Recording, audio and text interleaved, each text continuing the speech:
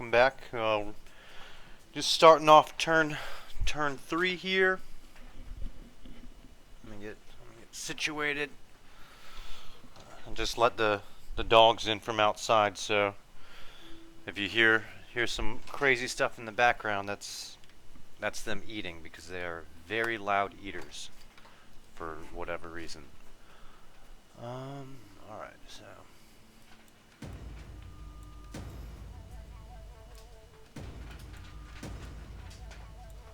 Yeah, we got a bunch of imminent rebellions and we have a bunch of ongoing rebellions, but we shouldn't have to fight any battles for rebellions for, I would say, probably another. Let's take a look because these just showed up, so probably another 4 or 5 turns. Normally, what happens with rebellions is as you can see here, it's public order is increasing by 20, and it's going to increase by 20 each turn until it gets to where the total public order is about like -20. And during that period of time, the rebel armies will grow in size, and then they will attack. So we have a couple turns before we have to worry about it. The city battles, not particularly worried about it. Same thing with this one. This one's a pretty easy battle because this is one of those towns where there's a bridge, so you can just kind of set up on the other side of the bridge, and the rebel army will just destroy itself on the bridge. I mean, that's probably like one of the easiest battles to win, is in settlements like that. So let's take a look around. All right, go up here. This guy right. Oh, these guys can.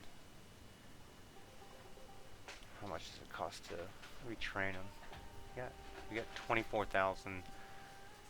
Okay. Oh, real quick.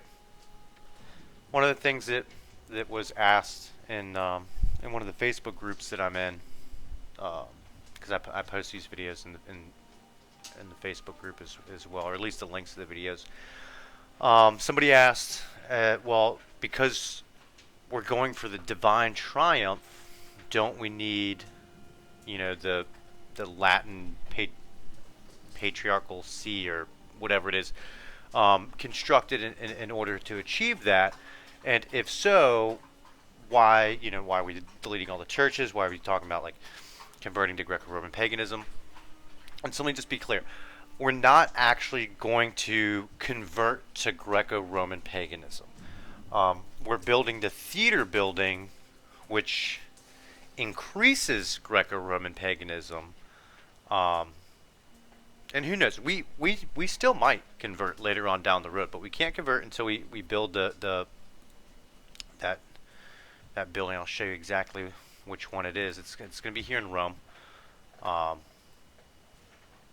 you have the Latin Patriarchal Chapel, and we have to build this, the Latin Patriarchal See, in order to win the divine triumph.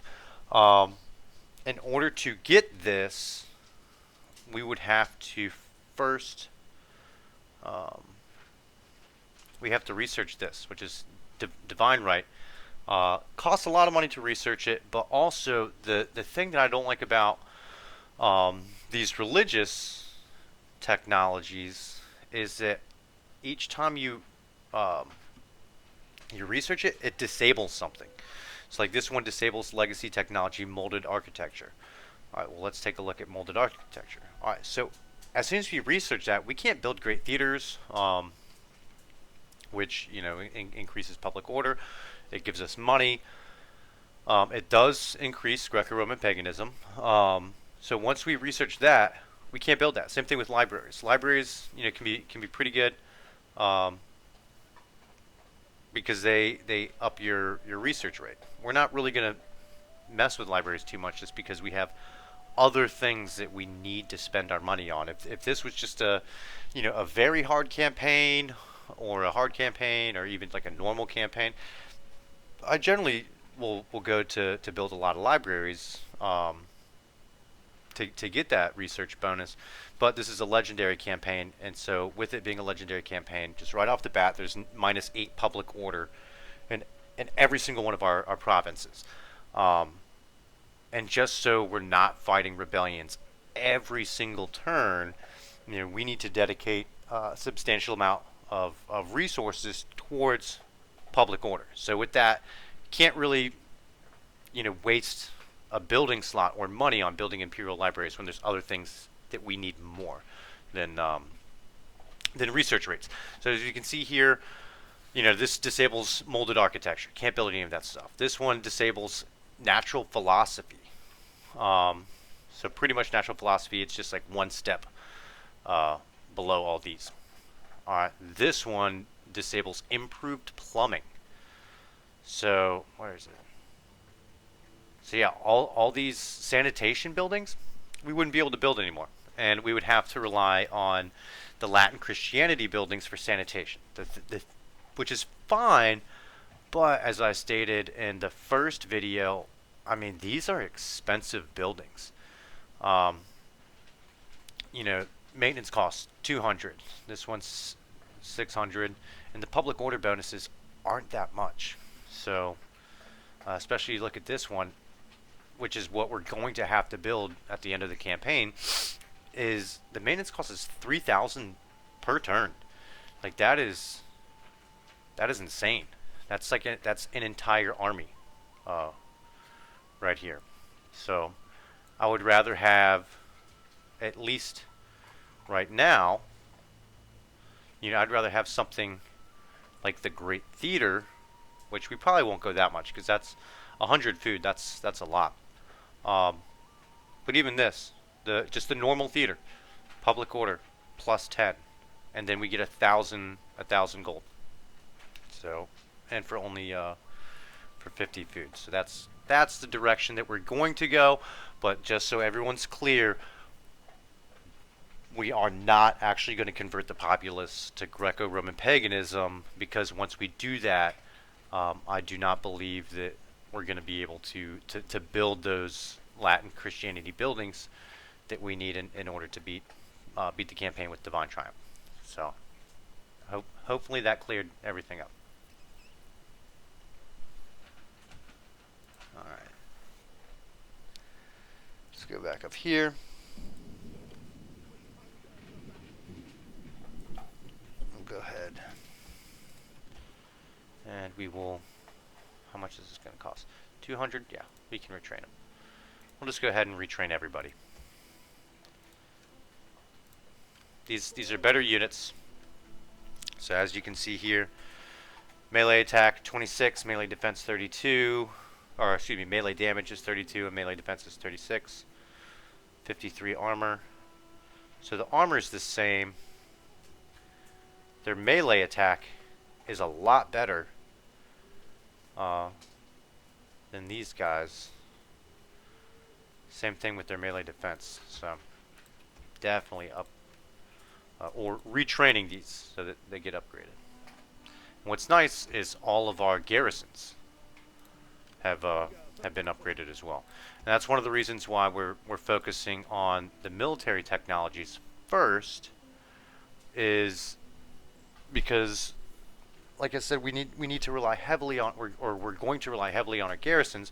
So if we can get our garrison units upgraded, the sooner the better, because I mean, we're going to be fighting some tough battles, and just having those upgraded troops will really help us out.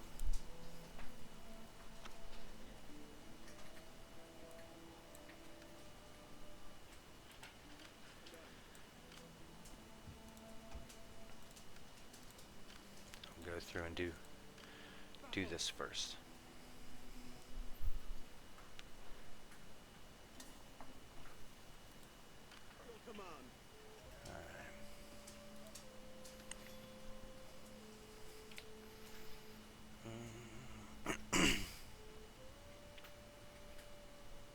So this will be a good one to get later on. Um, right now, I would rather get integrity. And so for generals, this is what I'll normally do. I'll go. I'll get the integrity. Um, let's see. So change per turn. Let's see if this takes effect immediately. Yeah, change per turn, -3. So their integrity is dropping. Well, we go ahead and do this, and now their integrity is increasing. So what I'll do, we'll get the integrity sorted out because we don't want that to be an issue.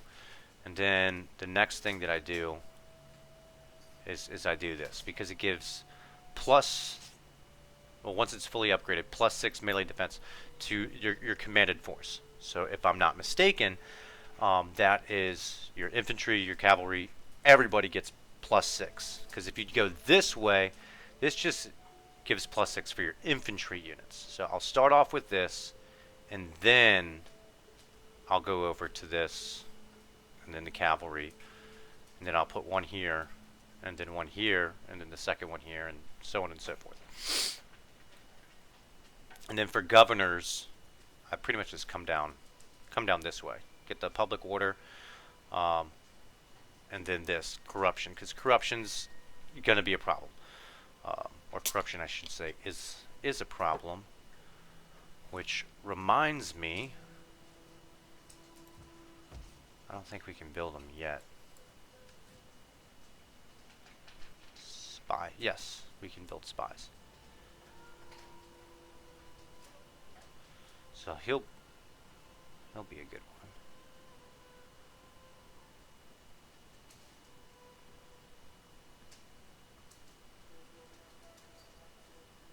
All right.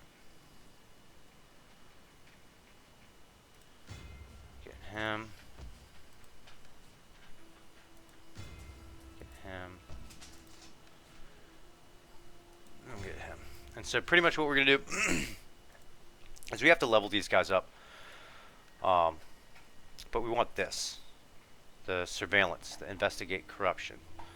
And as you can see, once it's leveled up, you get minus 10% corruption in each of your provinces, or not in each, but in the province in which they're deployed. So you take a province like this, take a look. Corruption is minus 55%. So with them deployed, this brings it down to only 45%, and that's just more money that we get. The lower the corruption, the more money we get to keep.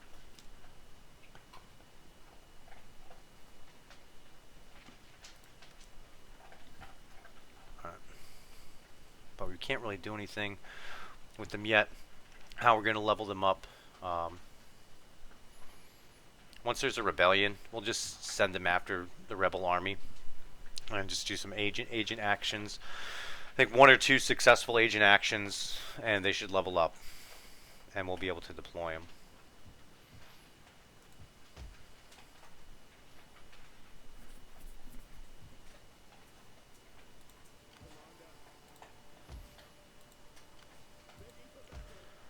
All right, so with the settlements, so we can leave it. So as you can see here, it's to repair this. It's 972.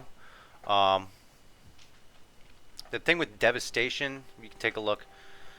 So for the next 3 turns, it's minus 4.55% from all buildings. That's not a lot. I mean, this province isn't making much to begin with. So having that minus 4.55% isn't really doing anything. The issue with damaged settlements is during the battles, because the more damage a settlement has, you get a penalty for melee attack melee defense and morale for your garrison armies. So it's a good idea to try to keep your settlements repaired. However, they will repair on their own in time, and because this army isn't going to be attacking here for probably another 4 or 5 turns, we're just going to go ahead and let this repair on its own instead of spending, all this money. See, 360, 255, and 972. So, I mean, pretty much like 1,500 gold to fix this. Not even going to worry about it. Our garrison is more or less, okay. Your standard garrison is going to be enough to take care of rebel armies, um, and then especially this, because next turn we're going to have a guardhouse. So I'm not even worried about this at all. What I would like to do, though, is attack down here. Go ahead and take them out.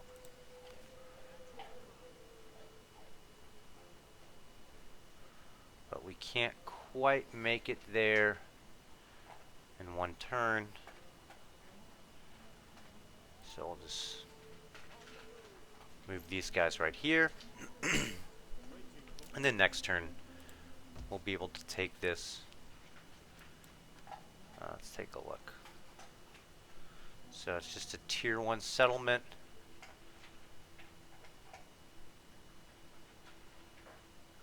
Oh yeah. Teeny tiny garrison. 2 units of cavalry and 1 unit of spears. Like we're not even gonna two hurlers. Yeah, we're not even gonna have to recruit any additional units into this army. That's unless these guys are recruiting. But let's see. You know what? Just to be on the safe side, because I'd hate to waste a turn moving them down here, only for these guys to end up like next turn getting like a couple more units. So we'll just go ahead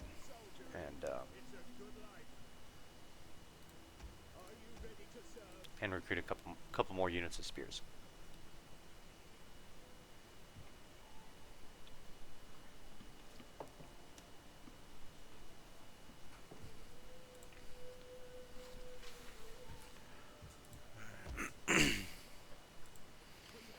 These guys are doing good.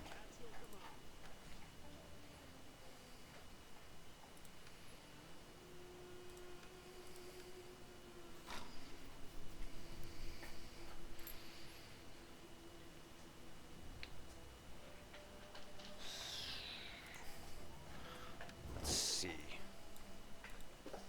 We might be able to. Yeah. So I mean, we just pretty much wiped out their entire military. So we have a high chance of getting a peace treaty. Can we get a trade agreement? No. Low chance for a trade agreement.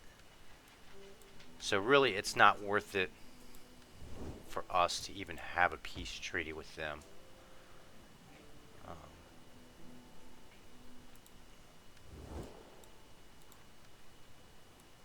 Alright, so our relations with them is improving, which is good.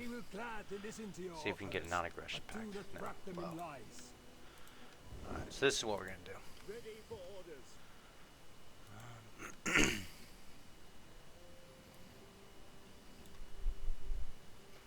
We're going to get an onager. Oh, nice. This one only has an upkeep of 245. So we're definitely going to get that. Get another unit of cab.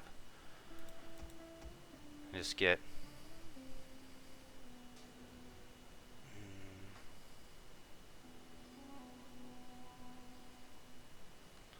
I mean, that should be enough. But I'd rather be safe than sorry. I'm just going to go ahead and get all the mercenaries that I can. And then...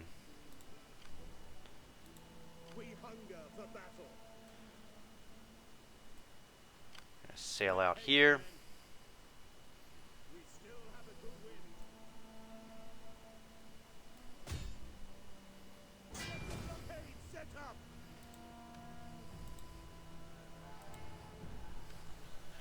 We're just going to go ahead and take these guys out.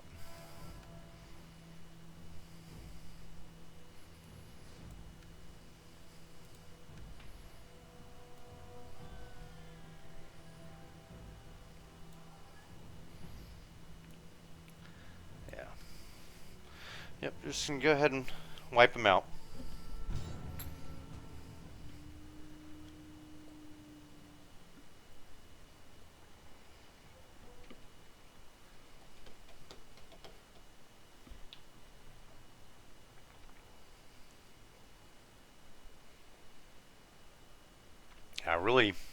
I really like this map.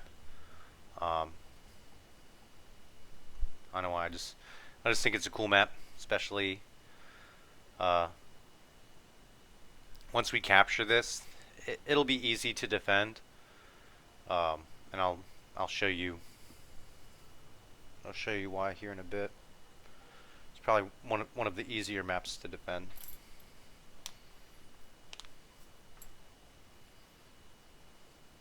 I mean, the AI sucks at defending it, but we're not the AI, so we're not stupid. Yeah, because they have, you'll see it. They have like pretty much this awesome choke point, and for whatever reason, they never use it. They deploy like all out in front of the town, and they don't even use their choke point.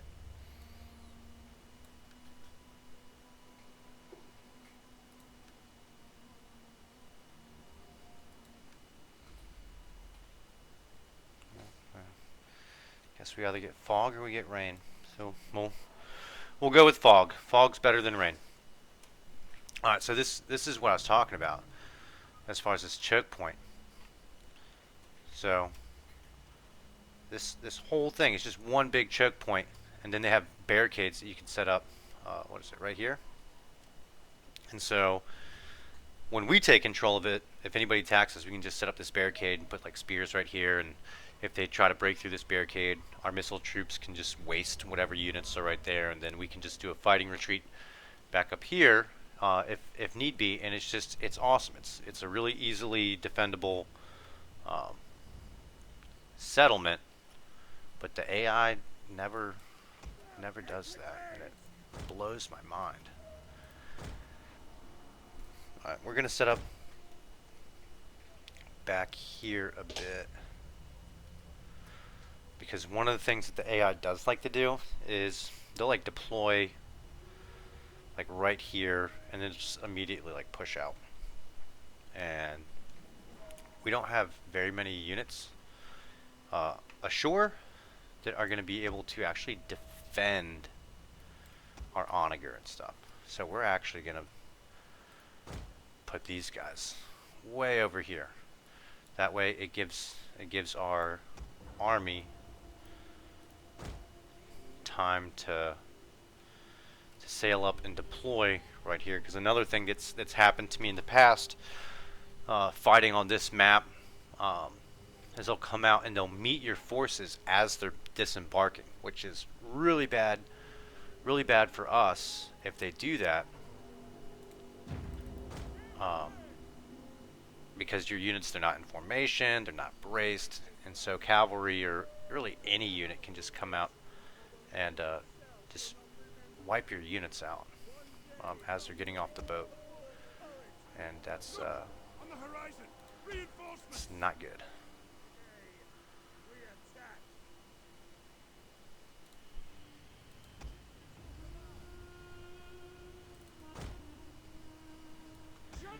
So we're going to land in two waves. We're going to land our melee units first, and then we're going to land our skirmisher units, just to kind of protect ourselves against that possibility of them coming up and attacking us on the beach.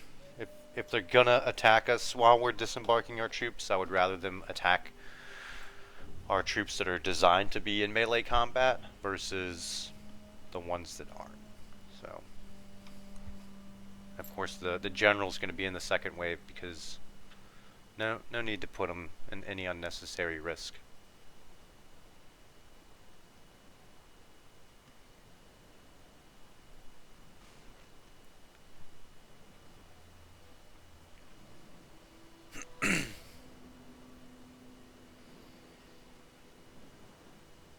And their Navy's coming to try to attack us, which is fine. They can. They're not going to be able to do too much damage. More often than not, they're going to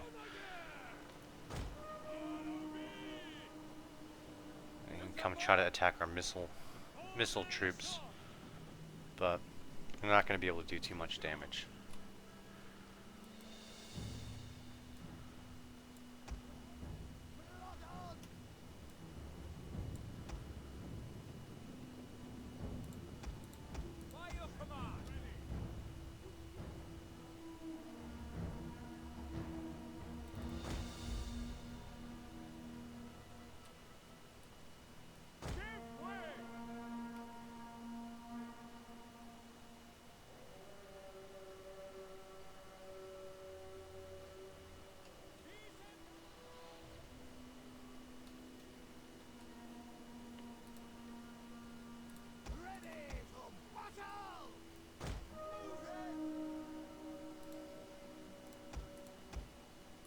So I know they're just sitting here like unloading on our guys. That's fine. I mean, they're more or less just wasting their ammunition, and they are going to be able to replenish their ammunition. But we're about to land our forces here, so it's not a big deal.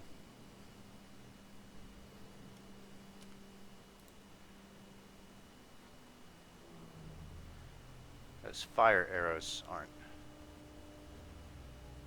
They kind of suck though.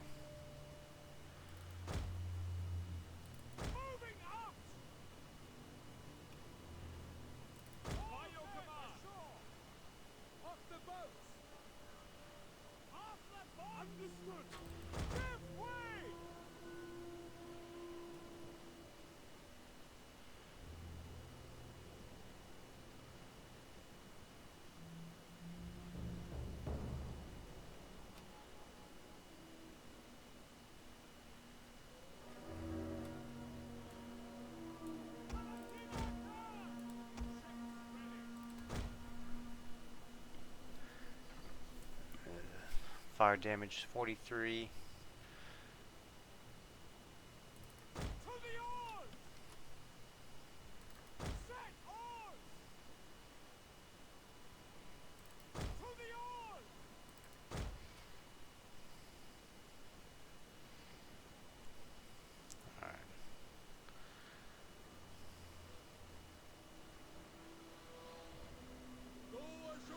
Alright.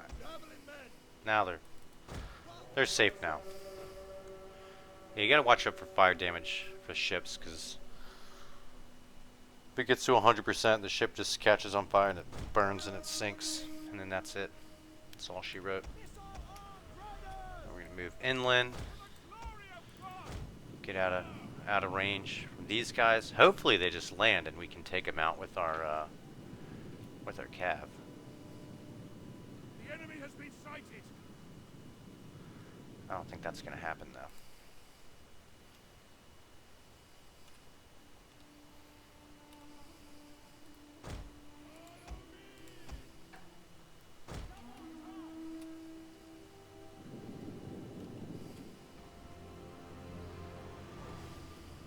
Yeah, these guys are probably just gonna hang out in the water.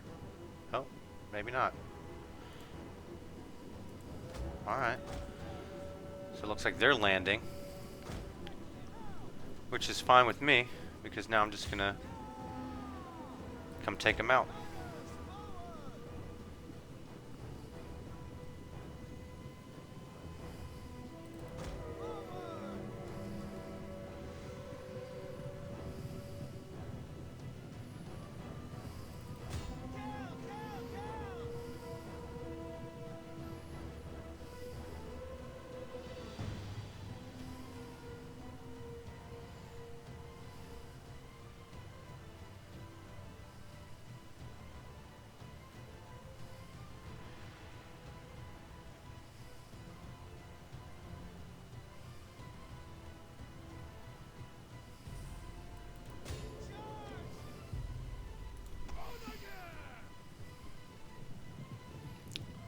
Easy way to kill 2 enemy units.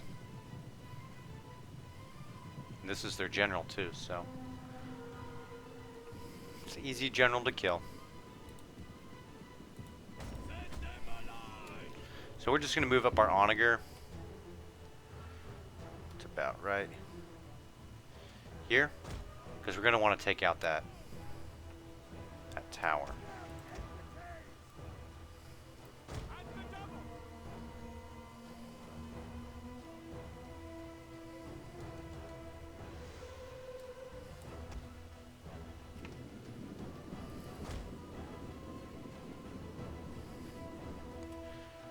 They got their 2 units of cav. Celtic and Celtic brigands.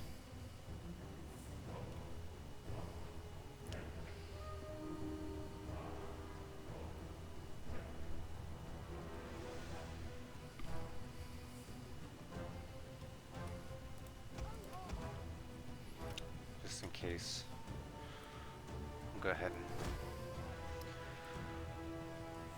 form a bit of a defensive line in case they decide that they want to charge in.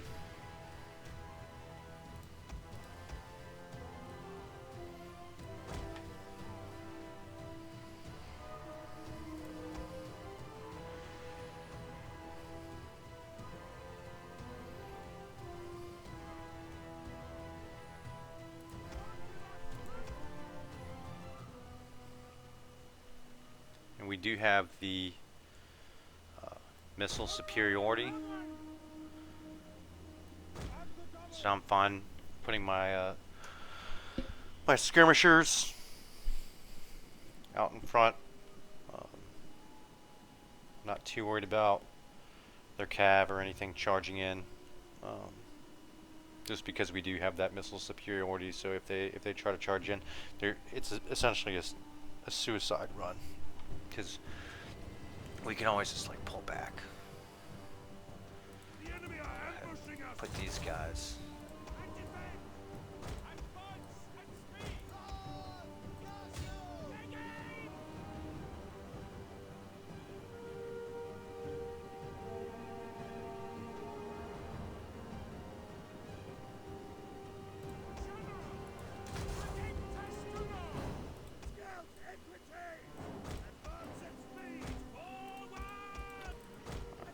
Guys back.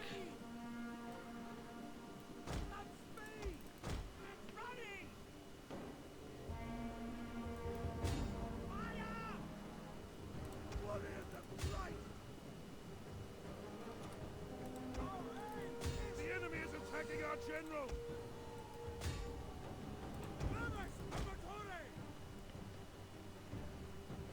Javelin men.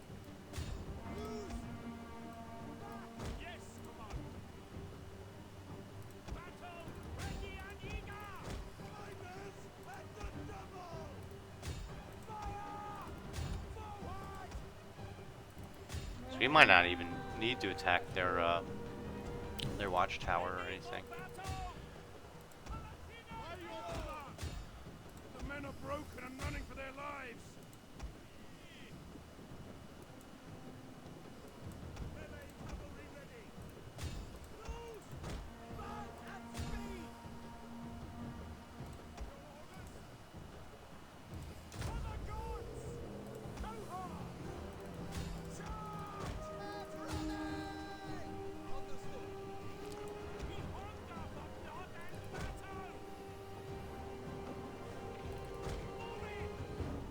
Resolve is failing. We'll kill them all. Forward!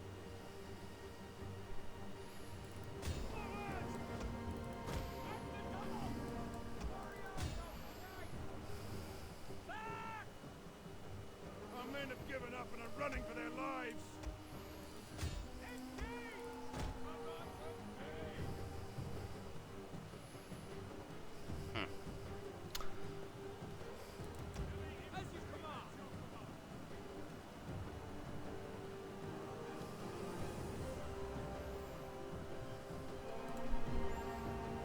Oh, those raiders are doing a lot better than I thought they were going to do.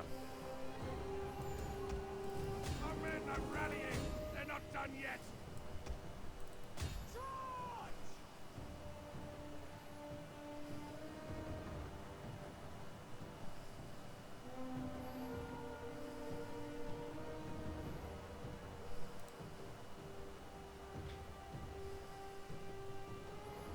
March, warriors, march! Fire on the enemy! Palatina, charge! Their general has fallen. Our victory grows ever nearer. I mean, we still won, but that was... Gods have seen us victorious this day. They did a lot better job than I thought they were going to do.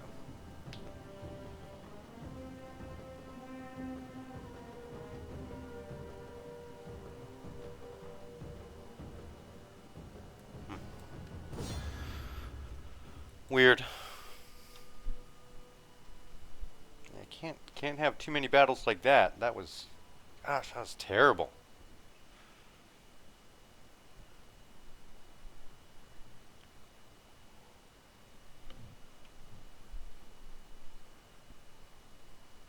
Yeah, and we almost outnumbered them 2-1 too. I've never had them put up that good of a fight.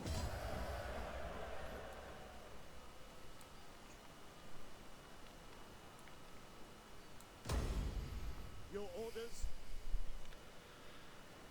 But now that's that's one less faction that we have to worry about.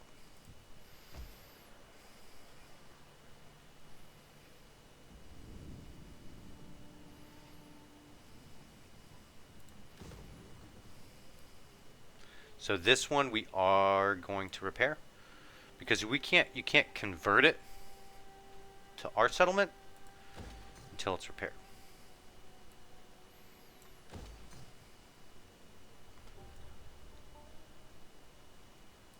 At your command.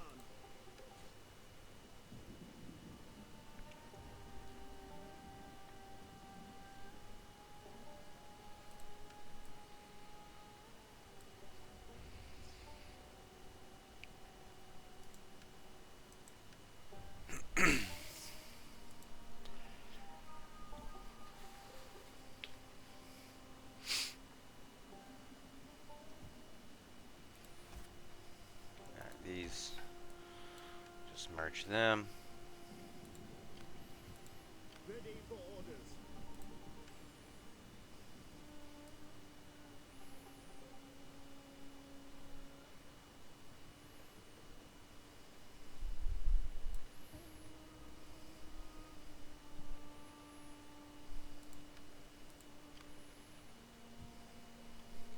More often than not, what's going to happen with him? Actually, what's our fleet looking like? Oh, garbage.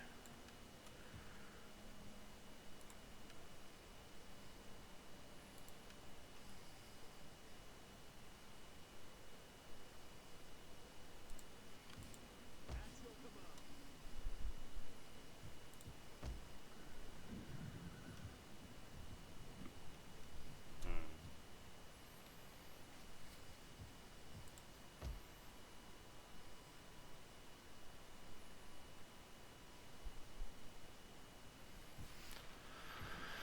Alright.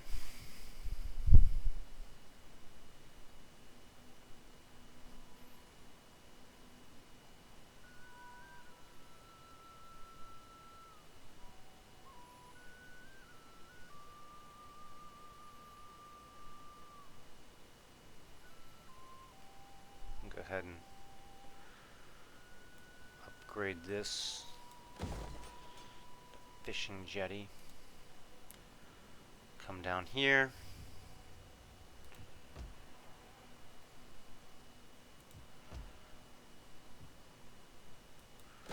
I always like to build a guardhouse here as well.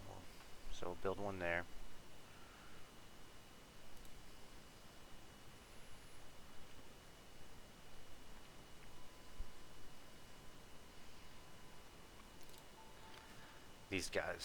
These guys worry me though. They make me nervous.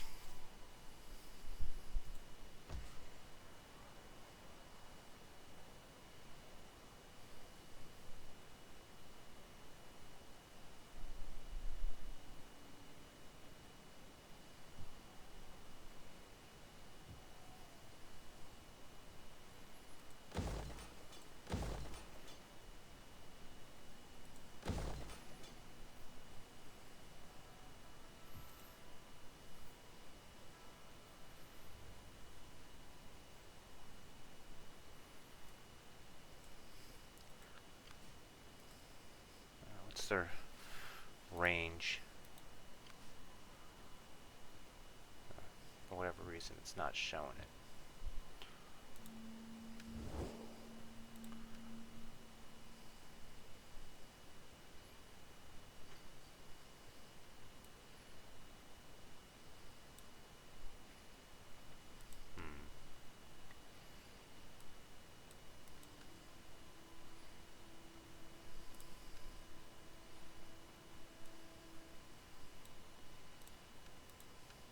I am sure you have many pleasantries for me, but please don't bother. Talk of meat. No. Gods of the afterlife, spare my ass. Well, why do you trouble my digestion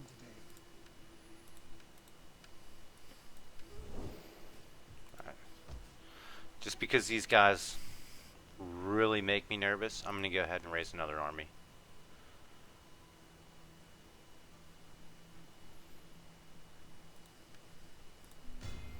Ready for battle.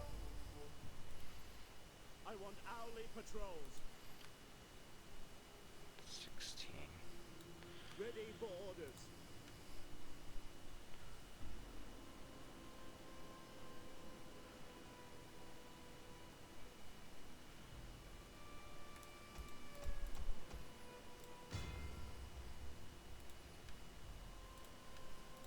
We need good fighters.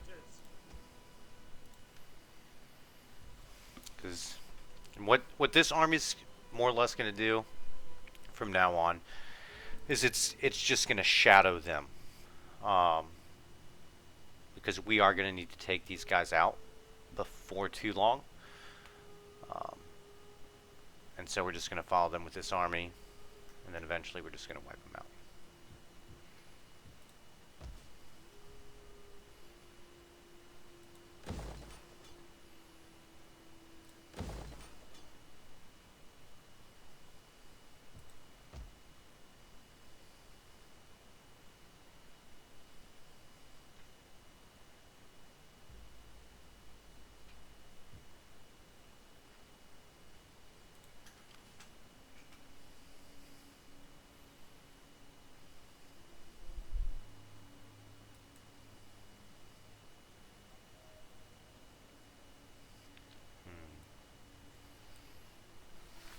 So the Ostrogoths are coming in.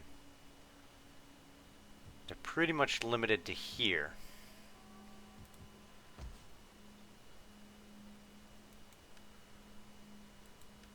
Like I said, the garrisons here kind of suck. And they have 19 units.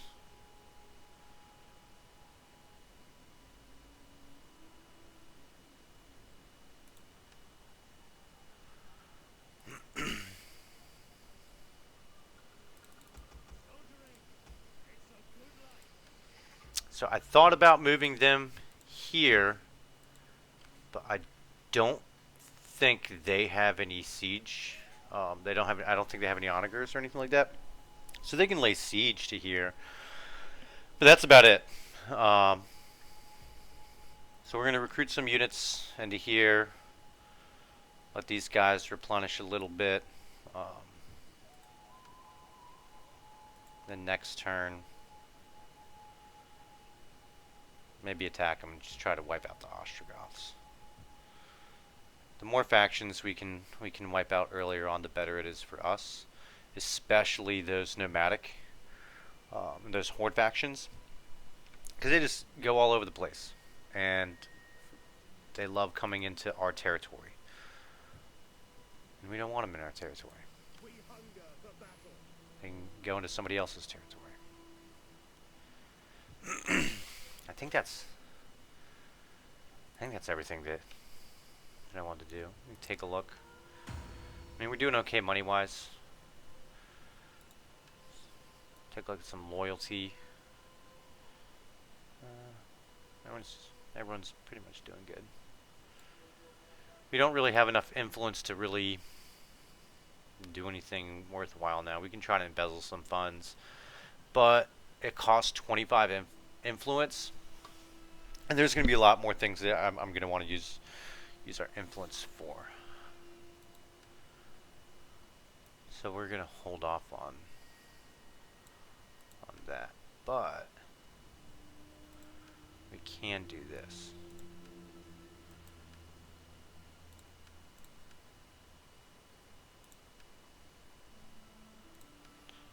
Actually, this guy, who's this guy?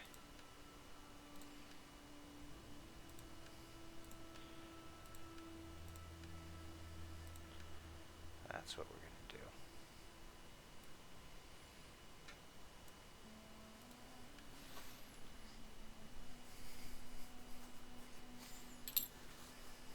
Alright, so yeah, really crappy battle up here.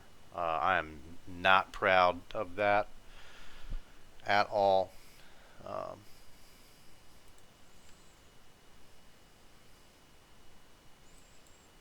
can get these guys, they're pretty cheap.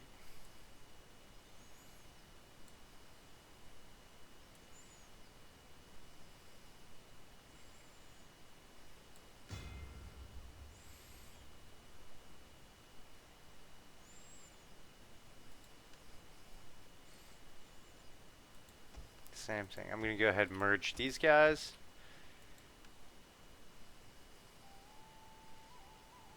Because it only costs, what, like 400? Yeah, 400 to recruit them. And it costs each, for upkeep, it's 200 gold per turn. It was going to take 6 turns until they were fully fully healed and back to full strength. So it's more economical for us to have just merged them and then just recruit another one later on. So, alright, quick-ish video. Only had to fight one battle. So, yeah, we're going to go ahead and end this turn and see what happens.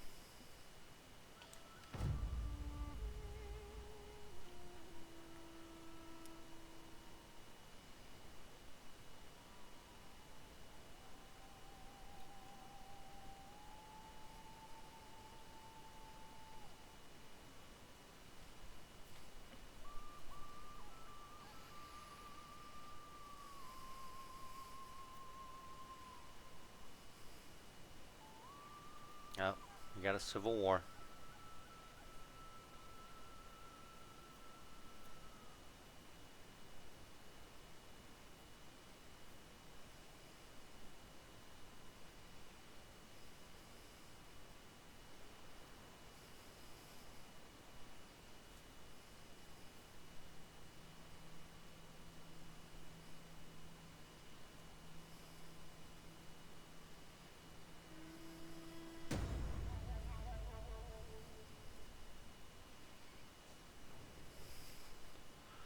Alright, I'm going to go ahead and end the video here, and then we'll start the next video beginning of turn 4.